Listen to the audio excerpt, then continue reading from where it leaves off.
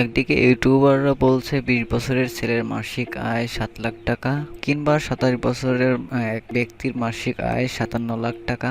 আবার কেউ কেউ বলছে 10ম শ্রেণীর ছাত্রর মাসিক আয় 10 লাখ টাকা। অন্যদিকে যে টেলিভিশনের চ্যানেলগুলো বলছে, দেশ টিভির নিউজ অভাব আর জেদ থেকে শাহিনুরের আয় মাসে 5 লাখ টাকা। 71 টিভি 23 বছর বয়সেই হয়ে গেছে কোটিপতি। আর টিভি নিউজ স্টুডেন্ট বয়সেই সবাই কোটিপতি হওয়ার চেষ্টা করছে ফ্রিল্যান্সিং করে। এভাবে সবাই বলছে ফ্রিল্যান্সিং করলেই খুব কোটিপতি হওয়া সম্ভব, বাস্তবে আসলে এর অনেক দূর। কিন্তু পরিসংখ্যান বলছে যে যারা ফ্রিল্যান্সিং করতে চায় বা শিখতে চায় বা শিখে আসছে, তাদের ভিতরে 100%-এর ভিতরে 68% মানুষই এখানে টাকা ইনকাম না করেই চলে যাচ্ছে, এবং 18% মানুষই এখানে চেষ্টা করছে যে টাকা ইনকাম করানোর, এবং কিছু কিছু জায়গায় সফল হচ্ছে। তার মাসিক আয় সর্বোচ্চ $100 থেকে $200 এরকম। এবং 9% মানুষ ফ্রিল্যান্সিং সেক্টরে মোটামুটি ইনকাম করতে পারতেছে, এখানে ভালোভাবে সফল হতে পারতেছে মোটামুটি। এবং 7% মানুষ ইনকামের এখানে $1000-এর একটু বেশি,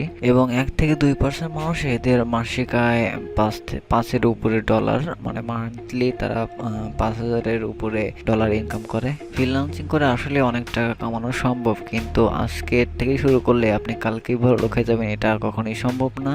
এই সেক্টরে ভালো করে সফল হওয়ার জন্য যা যা প্রয়োজন হয়, hard skill, hard work, dedication, time, lakh, English স্পোকিং, এইসব সবকিছু যখন কম্বিনেশন হয়, তখন আমরা এখান থেকে আশা করতে পারি সেই লোকটি একটা ভালো ফলাফল আনতে পারবে। কিন্তু আপনার মাথায় যদি থাকে আজকে শুরু করবো, আমি কালকে কোটিপতি হব, তাহলে কখনোই সম্ভব না এই সেক্টরে। এখন অনেকজন আছে, দেখা যায় যে পরীক্ষা দিয়েই ভাবতেছে যে তারা পড়াশোনা করবে না, ফ্রিল্যান্সিং শিখবে, এখন থেকে আয় করবে। আসলে এই ধারণাটি আসলে ভুল। পরিস্থিতি কোন দিকে যাচ্ছে জাস্ট একবার চিন্তা করে দেখেন। এখন আমি যে কথাগুলো বলবো সেগুলো একান্তই আমার ব্যক্তিগত মতামত। ডিসিশনগুলো অ্যাকসেপ্ট করার আগে অবশ্যই নিজেকে প্রশ্ন করবেন, আপনি শুধু একজন না, আপনার সফলতার পিছনে এবং আপনার ব্যর্থতার সাথে আপনার পরিবার এবং যারা আপনাকে বিশ্বাস করে তারাও জড়িত। আপনি জিতে গেলে তারাও জিতে যায়, আপনি হেরে গেলে তারাও হেরে যায়। তাই এমন সিদ্ধান্ত নিন যাতে আপনি জিততে পারেন এবং আপনার জেতার সম্ভাবনাটা বেশি থাকে, এবং এমন কোনো ঝুঁকি নেবেন না এবং আপনার পরিবার বিপদে পড়ে যায়।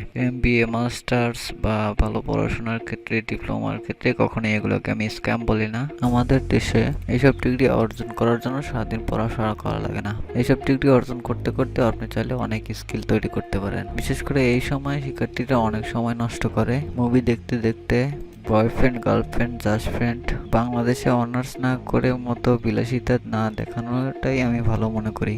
সময়টা আপনার, আপনি চাইলে আপনার সময়টা কাজে লাগাতে পারেন, বা আপনি চাইলে আপনার সময়টা হেলায় নষ্ট করতে পারেন। আমি কাউকে পড়াশোনা বাদ দিয়ে বা চাকরি বাদ দিয়ে আমি কখনো কাউকে ফ্রিল্যান্সিং করতে আগ্রহী করব না। আপনি যদি সত্যিকার অর্থে এই সাইটে যদি ইন্টারেস্টিং হন, তাহলে আপনার অতিরিক্ত সময় থেকে আপনি এখানে সময় দিন। আপনি স্টুডেন্ট হন, চাকরিজীবী হন বা বিজনেসম্যান হন, সেখান থেকে একটা সময় বের করুন, সেই সময়টা আপনি ফ্রিল্যান্সিং এর এখানে খাটাতে পারেন। পরে যদি আপনি দেখেন এখানে সাকসেস পাচ্ছেন, তাহলে অবশ্যই আপনি এখানে অ্যাক্টিভ থাকতে পারেন। কারণ আমি মনে করি এখানে সফল হওয়াটা হয়তো গ্রান্টেড না, বা 100% কখনোই, মানে একটা মানুষের ভিতরে, আমি যে আগে এডুকেশনের কথা বলছি, সেগুলো একটা মানুষের ভিতরে অত সহজে তৈরি হয় না। ফ্রিল্যান্সিং সেক্টরটি সবার জন্য না। 2 লাইন ইংলিশ পারলেই হয় না, আবার অনেকজন 2 লাইন বলতে পারলেই যে আমি ভালো কিছু করতে পারবো ইংলিশে, তাও করা সম্ভব হয় না। আপনি যদি এই সেক্টরে ভালো কিছু করতে চান, ভালো সফলতা পেতে চান, তাহলে ইংলিশ দক্ষতা থাকতে হবে, এডুকেশন থাকতে হবে, আপনার হার্ড ওয়ার্ক থাকতে হবে, হার্ড স্কিল থাকতে হবে, আর অনেক কিছু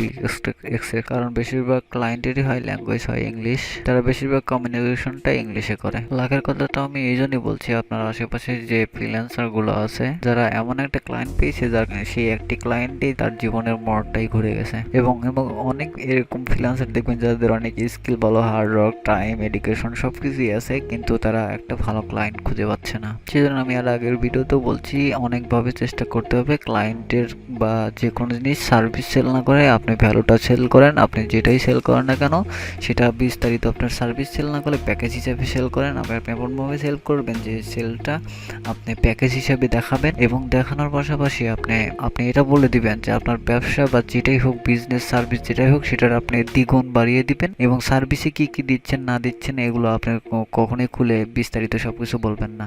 সুস্থ থাকবেন, নিরাপদ থাকবেন। আমার ভিডিওটি যদি ভালো লেগে থাকে বা ভালো ইনফরমেশন পেয়ে থাকেন, তাহলে অবশ্যই আমার চ্যানেলটিকে সাবস্ক্রাইব করে পাশে থাকা বেল আইকনে চাপ দিয়ে দিবেন। পরবর্তী ভিডিও আসা পর্যন্ত till then take care, tata, bye by.